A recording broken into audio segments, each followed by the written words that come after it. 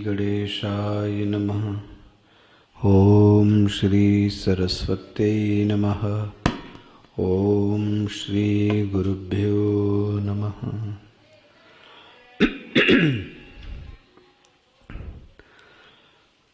अज्ञानतिमिरान्धस्य ज्ञानाञ्जनशलाकया चक्षुरुन्मीलितं येन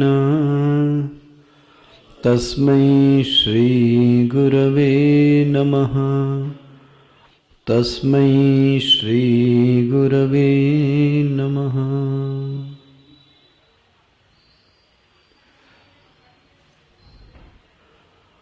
प्रशान्तात्मा विगतभिः ब्रह्मचारी व्रते स्थितः मनः संयम्य मच्चित्तो युक्तवासीत मत्परः युञ्जन्नेवं सदात्मानं योगी नियतमानसः शान्तिं निर्वाणपरमां मत्संस्थामधिगच्छति नातृष्णस्तस्तु योगोऽस्ति न चैकान्तं मनश्नतः न चातिस्वप्नशीलस्य जाग्रतो नैव चार्जुन युक्ताहारविहारस्य युक्तचेष्टस्य कर्मसु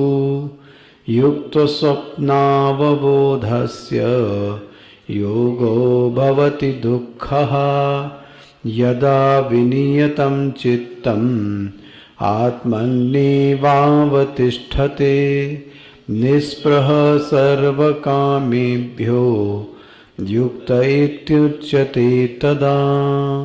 युक्त इत्युच्यते तदा।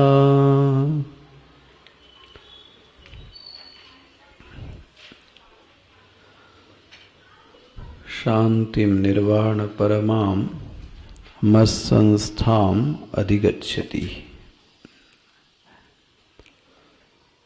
भगवान कहते हैं कि उस अंतःकरण की शुद्धि का, उस साधना का एक फल प्राप्त होता है कि वह उस शुद्ध आत्मा सन चिन्ह आनंद मात्र आत्मा का साक्षात्कार करने के लिए एकदम लालायित है, तैयार है। यहाँ तक कि विद्वानों का मत है कि उसको एक झलक भी प्राप्त हो गई। इसलिए मत संस्थाम अर्जुन, मुझसे ही एक ऐसी शांति, ऐसी स्थिति प्राप्त होती है जिसको भगवान बोलते हैं निर्वाण परमाम। वह चित्त की शांति, वह चित्त की सुखद स्थिति उसको मोक्ष की ओर लेकर जाती है, जहां से वापस नहीं आ सकता व्यक्ति। ऐसी एक स्थिति की प्राप्ति होती है।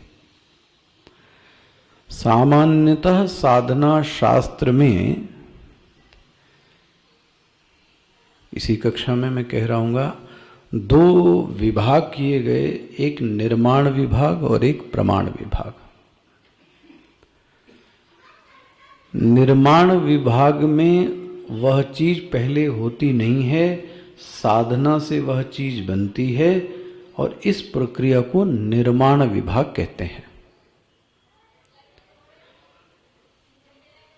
अंतःकरण अशुद्ध था, अंतःकरण को शुद्ध किया गया। यह जो साधना है ये किस विभाग में आ गई? निर्माण विभाग में। लेकिन प्रमाण विभाग में वह साधना है या वह ध्येय है जो पहले से ही सिद्ध है। प्राप्तस्य प्राप्ति, जो पहले से ही प्राप्त है लेकिन मुझे अज्ञान के कारण अप्राप्त हुआ सा लगता है। वास्तव में आपने कोई प्राप्ति की नहीं, कोई नई चीज आपको मिली नहीं, क्योंकि वह चीज पहले से ही आपको थी। तो हुआ क्या फिर?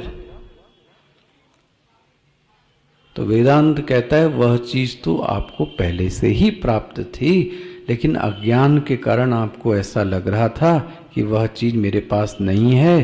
किसी महापुरुष ने इशारा कर दिया, हाँ जी, और आपको लगता है कि मुझे वो चीज क्या हो गई, मिल गई। उदाहरण,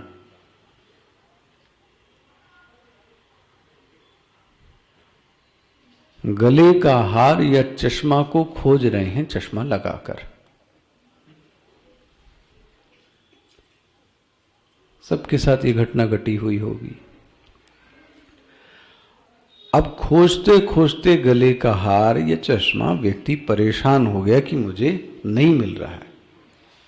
एक व्यक्ति ने आपको, महापुरुष ने इशारा किया कि कहाँ खोज रहे हो, वो तो तुम्हारे पास में ही तो है। कहाँ? अरे बोले देखो अपना हाथ लगाओ। हो। अच्छा, अब उसको ये अनुभूति हुई कि मुझे मिल गया। अब इस उपलब्धि को आप क्या कहोगे?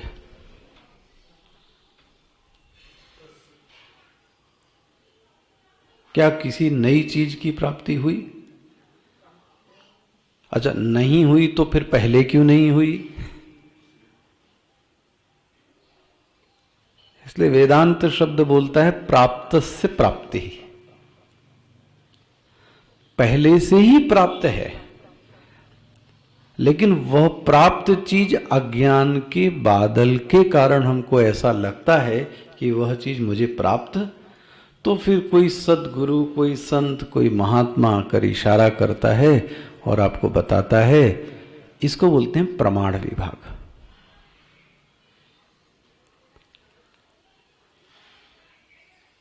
इसी स्थिति को जब प्राप्त कर लेता है प्रमाण विभाग के, उसी को बोलते हैं मोक्ष। वेदांत में मोक्ष को प्राप्त नहीं करना है। जब मोक्ष शब्द कठिन लगता है, आत्म चैतन्य की प्राप्ति नहीं करनी है, वह तो पहले से ही प्राप्त है। अरे बोले कहां प्राप्त है? बोले अच्छा दिखाते हैं अभी। वह जो आत्मा की प्राप्ति है वो आखिर है क्या? अच्छा, इतना बड़ा ढिंडोरा मचा रखा है शास्त्रों ने, आत्मा की प्राप्ति, आत्मा की प्राप्ति, आखिर वो है क्या? अच्छा, वो सिर्फ एक चीज है, अपने अस्तित्व का बोध। अपने अस्तित्व के बोध को ही आत्मा की प्राप्ति कहते हैं।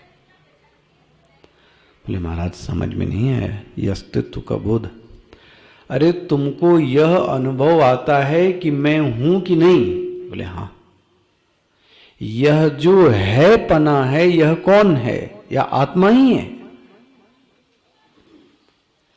और है पना है ही नहीं, है पने का मुझको भान भी है कि मैं हूं।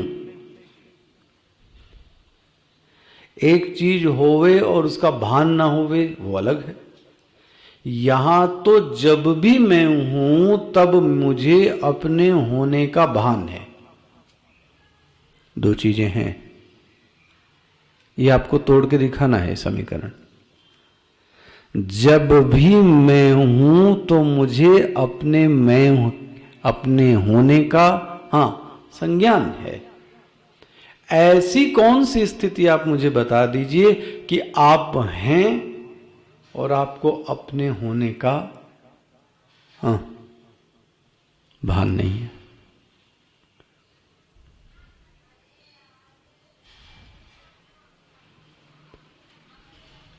कठिन लगता है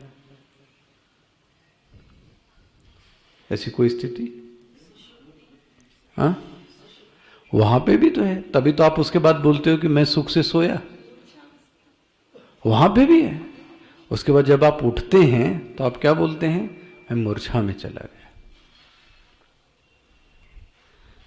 यह अलग बात है कि मैं अपने होने के बोध को इंद्रियों से व्यक्त नहीं कर पा रहा हूं।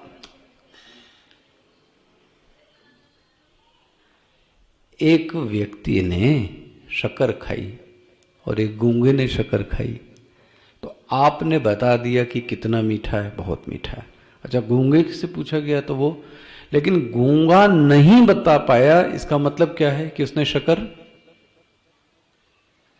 बोलिए ना, मिठास नहीं गई, सब कुछ है।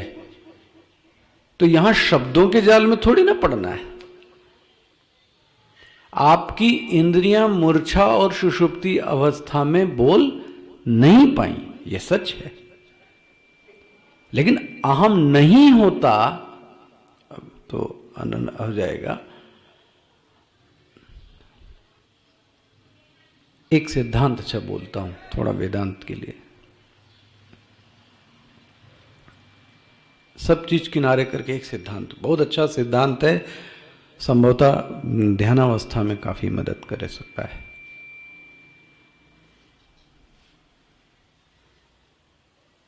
स्मरण करता और अनुभव करता सदैव एक ही होते हैं।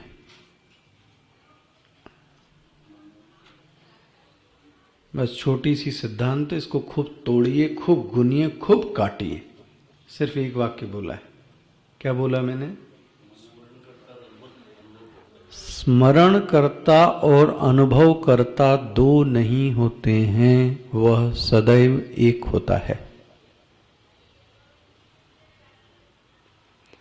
अगर मैं यह स्मरण कर रहा हूं कि मिठाई कल का भोजन बहुत अच्छा था, ये मैं स्मरण कर रहा हूं, तो यह स्मरण कौन करेगा? यही हुआ ना? स्मरण वही कर सकता है जिसने क्या किया हो, करके देखो आप। पड़ोसी थोड़े ना स्मरण करेगा, वो तो अनुमान होगा। स्मरण करता और अनुभव करता सदैव दोनों क्या होते हैं? एक। अब आपको सोने के उठने के बाद ये अनुभव में आया, उस समय नहीं आया कि रात की नींद बड़ी अच्छी हुई, रात की नींद बहुत अच्छी, ये आपको क्या आ रहा है अब? स्मरण। ठीक है, फ्रेश फील कर रहा हूं तो मेरी नींद बहुत अच्छी, तो ये स्मरण किसको आएगा? जिसने अनुभव, इसका मतलब अनुभव करता भी उस समय नींद में था। फिर से अपने विषय पे आ जाना। अपने अस्तित्व, ऐसी कोई एक अवस्था बताओ कि मैं हूं और मुझे अपने होने का, हाँ जी, भान ना हो। जैसे ही आप बोलते मैं हूं, इसका मतलब आपको अपना भान, तभी तो आप बोल रहे हैं मैं हूं। कल मैं इसको कह रहा था, एक शास्त्रों में एक दोष आता है, वदतो व्याघात दोष। वदतो व्याघात दोष, वदतो व्याघात दोष का अर्थ है, गूंगा यह बोलता है महाराज कि मैं गूंगा हूं। गूंगा बोलता है कि मैं महाराज गूंगा हूं, तो आप इसको क्या कहेंगे? क्या बोलोगे? एक व्यक्ति बोलता है मैं मर गया, ये कौन सा दोष है? वदतो व्याघात। तुम मर गए तो फिर बोल कैसे रहे हो? अरे मैं मर गया, अरे तुम मर गए तो फिर बोल कैसे रहे हो? यह दोष है। कोई यह कहे कि मैं हूं लेकिन मुझे अपने होने का, ऐसा कैसे कह सकता है कोई? पकड़ में आता है? वह जो मैं है उसी को सत कह रहे हैं और उसी भान को तो चित कह रहे हैं, और क्या है? और कल मैंने आपसे कहा, जो सुख है, जो आनंद है, वो किसी का परिणाम नहीं है, न सत्व गुण का, न दुखों के अभाव का। वह जो आनंद हम और आपके मन में आ रहा है, वो किसका है? वो तत्व का है। इसलिए कहा जाता है जिसको तत्व का ज्ञान है वह सदैव आनंदित रहता है, अंदर से आनंदित रहता है। किसी घटनाक्रम में वह ऊपर से कुछ ऐसा दिख सकता है, यह संभव है प्रारब्ध के कारण भी, लेकिन अंदर तो वह कैसा है।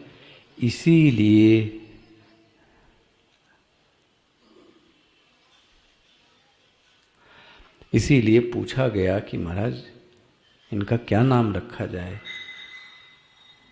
भगवान का क्या नाम रखा जाए। तो क्या नाम रखा उनका फिर?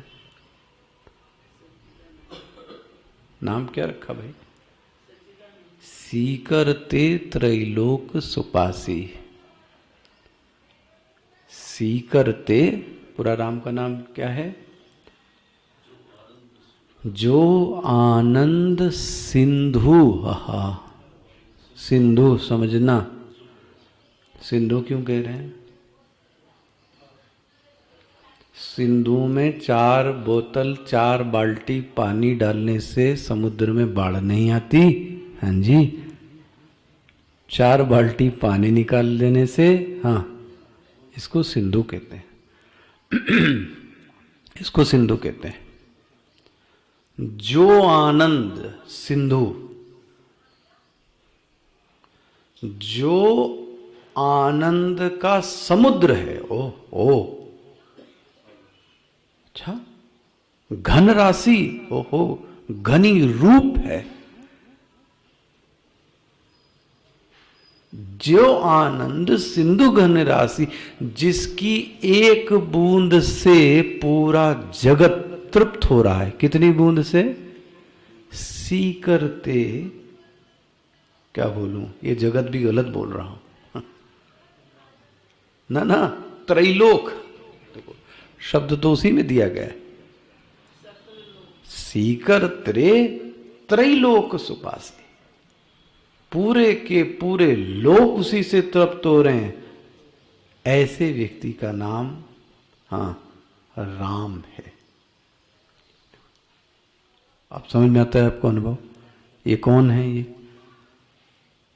सच्चिदानंद, वही मानव रूप में आकर प्रकट हो गए, वही अस्तित्व, ध्यान रखना।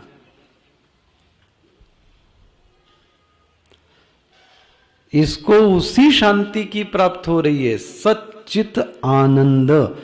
जो सत है वह चित है, जो चित है वो आनंद है।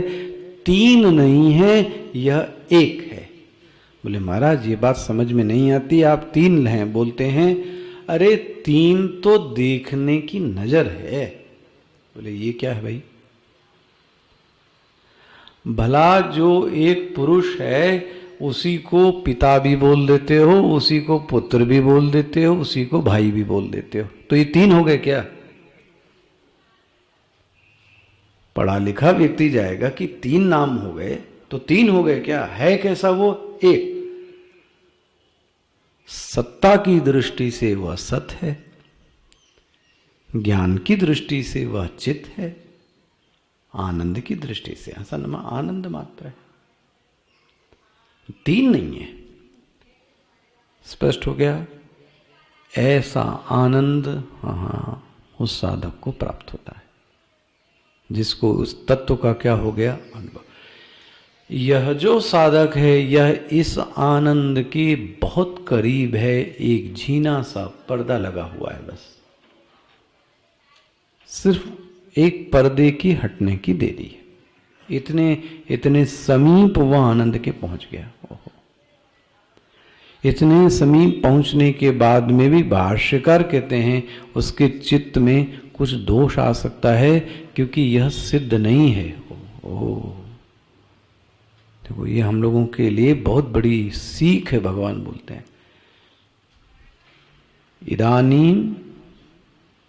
इदानीम इसी योगी के, कौन योगी? ध्यायी। कौन ध्यायी?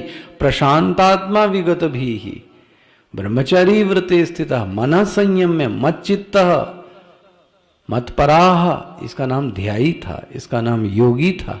अथ इदानीम आहार आदि नियम उच्चते।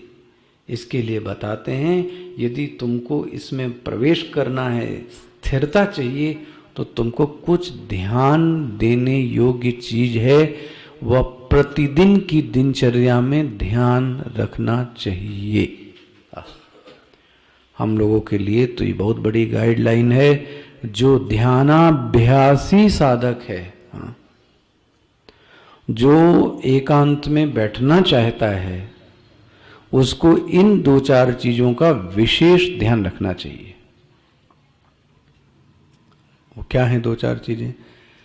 सबसे पहला प्रभाव पड़ता है भोजन का। इसलिए स्वामी जी इसको ऐसा कहते थे, अति सर्वत्र वर्जयेत, अति सर्वत्र वर्जयेत। एक्सट्रीम किसी भी चीज की बुरी है, अति किसी भी चीज की बुरी है। बोले किस चीज की बात कर रहे हैं? बोले भोजन ही नहीं करता, अनशनन, शरीर को तपा रहा है। ध्यान रखिए, शरीर को तपाने वाला व्यक्ति वेदांत में अच्छा साधक नहीं माना गया। कर्षयन्तः शरीरस्थम माम भूतग्रामम चेतसः, कर्षयन्तः शरीरस्थम। भगवान बोलते हैं ये तामसिक तप है। मुझे ऐसा लगता है यही हठ योग है शायद, इसके बारे में मुझे इतनी जानकारी नहीं। लेकिन जो लोग शरीर को बहुत तपाते हैं, कर्षयन्तः, भगवान धीरे से बोलते हैं, उस शरीरस्थम माम, उस शरीर को नहीं तपा रहे हैं, शरीरस्थम माम, मुझको तपा रहे हैं। इतनी बड़ी बात। एकदम के लिए सब कुछ छोड़ देना, 9 दिन आहार नहीं करना, हो फिर धूप में तपस्या करना, फिर अग्नि में, होगा वह एक शास्त्र। वेदांत इस शास्त्र के पक्षधर में नहीं है, इतना याद रखना चाहिए। तो मैं आपसे क्या कह रहा हूं, भूखे मत रहिए। ऐसा साधक ध्यान में नहीं बैठ सकता। करके देख लो, उसमें क्या है आप कभी। अच्छा, और खाया तो जम के खाया, ले ये श्रीवास्तव जी का डिपार्टमेंट है।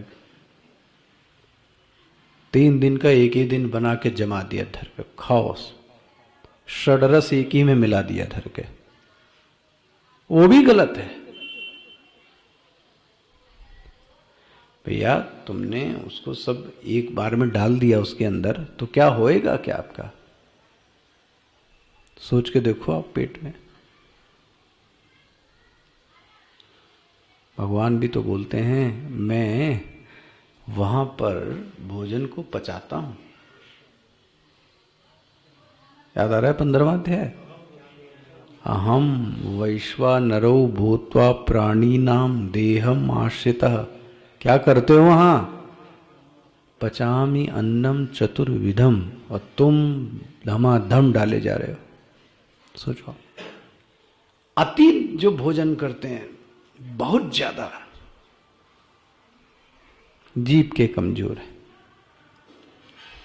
जीभ के कमजोर लोग हैं। वो भी व्यक्ति ध्यान में नहीं बैठ सकता। वो अपनी क्रियाओं से ही परेशान रहेगा। गैस हो रही है तो पेट फूल रहा है, तो डकार आ रही है तो चला नहीं जा रहा है, बहुत सारी चीजें घेरेंगी आके। क्यों? और खाओ। इस जरूर साधक के लिए